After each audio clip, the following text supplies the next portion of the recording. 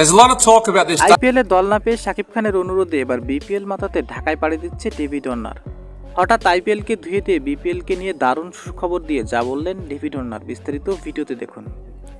বিপিএলের প্রত্যেকটি ফ্র্যাঞ্চাইজি বিদেশি তারকা দিয়ে দলকে শক্তিশালী তৈরি করেছে, তবে বাংলার কিং যে একজনই হয় দেখিয়ে দিচ্ছে একে একে তারকা নিয়ে।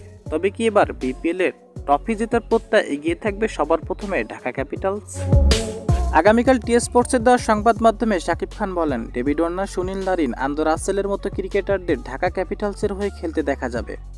তবে এটা প্রথম দিকে সম্ভব নয়, কারণ তাদের অন্যান্য লিগের কারণে বিপিএল খেলতে দেরি হতে পারে। অপেক্ষা করতে হবে শেষ মুহূর্তের জন্য, তবে চমক দেখিয়ে আমরা নতুন কিছু করব।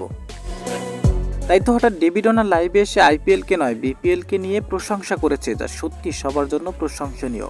তো দর্শক, আপনাদের কাছে কি মনে হয় ডেভিড ওয়ার্নারের এমন মন্তব্য? জানিয়ে দিবেন আপনার মূল্যবান মতামতটি। ধন্যবাদ।